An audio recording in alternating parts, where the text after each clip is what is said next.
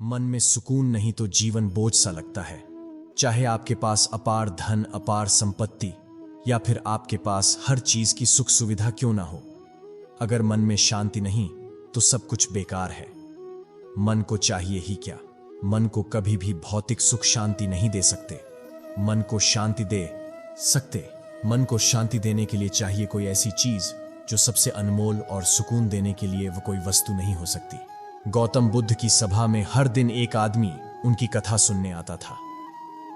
वह डेली उनके सभा में आता और हाथ जोड़कर गौतम बुद्ध से प्रार्थना करके जाता, हे प्रभु, मेरे ऊपर ऐसी कृपा करिए कि मेरे पास अपार धन दौलत और मैं भी अमीर बन जाऊं। गौतम बुद्ध कुछ नहीं बोले।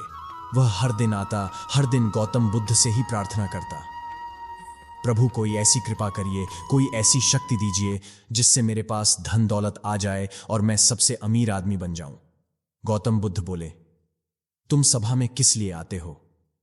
वह बोला, मैं सभा में किस लिए आऊंगा? मैं सभा में सिर्फ इसलिए आता हूं ताकि मैं आपसे प्रार्थना कर सकूं कि मुझे धन की बहुत जरूरत है। धन के बिना जीवन बंजर सा लगता है। पता नहीं क्यों मैं इस गरीबी का बोझ ढो ढो कर थक गया हूं। महात्मा, कोई ऐसी कृपा कर दो ताकि मेरे ऊपर धन वर्षा हो जाए, मैं सबसे अमीर इंसान बन जाऊं। गौतम बुद्ध बोले, चलो ठीक है, अगर तुम्हारे पास सबसे ज्यादा धन आ भी जाए, लेकिन उसके बाद तुम क्या करोगे? उसने बोला, मैं घर बना दूंगा।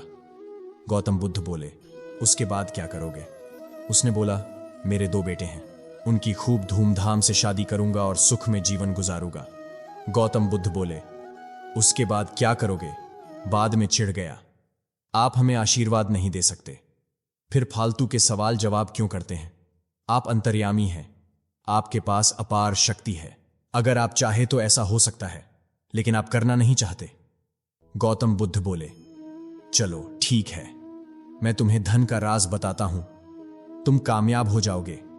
गौतम बुद्ध उसे आशीर्वाद देते हैं। वह इंसान घर जाता है और अपना व्यापार शुरू करता है।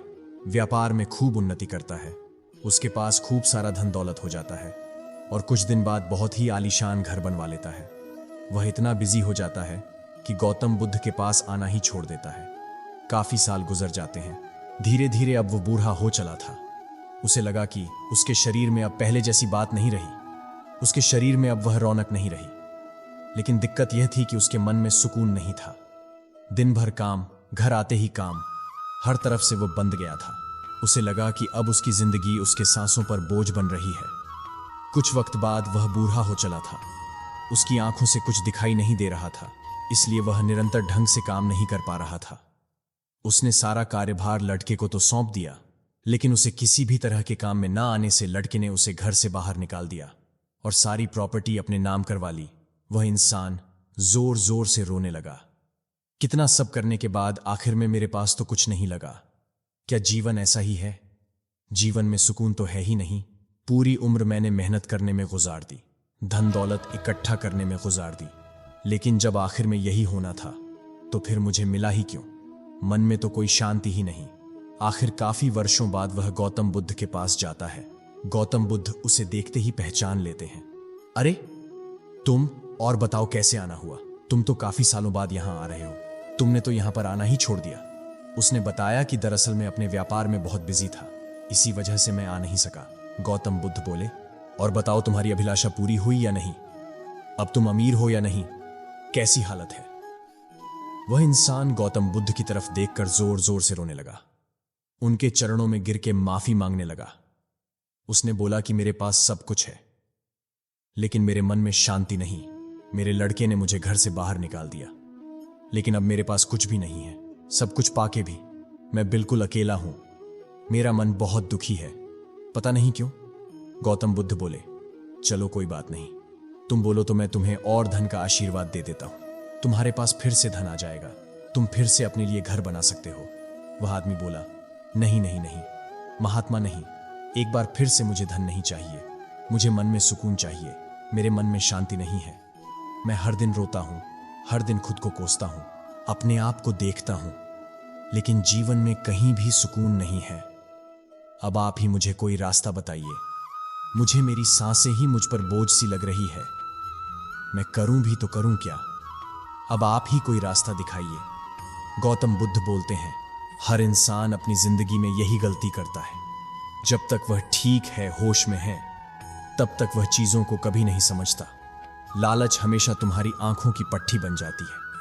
तुम्हारे पास जो चीज नहीं है, तुम हमेशा उसके लिए पागल रहते हो।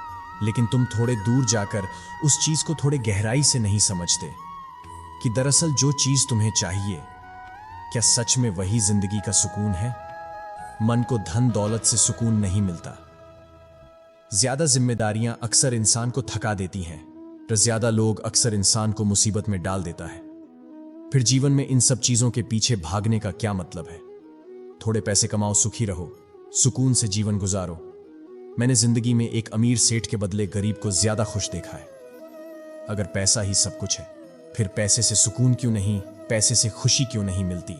पैसा जरूरत पूरी करता है, तुम्हारे जिंदगी को आसान बनाता है, लेकिन क्या जिंदगी के आसान बन जाने से मन में सुकून होता है? ऐसा कभी नहीं होता। इस बात को समझ लीजिए। गौतम बुद्ध उसे आशीर्वाद देते हैं और वह अब गौतम बुद्ध के शरण में रहता है। आशा है आपको यह कहानी अच्छी लगी होगी। ऐसी प्रेरणादायक कहानी हम लाते रहेंगे।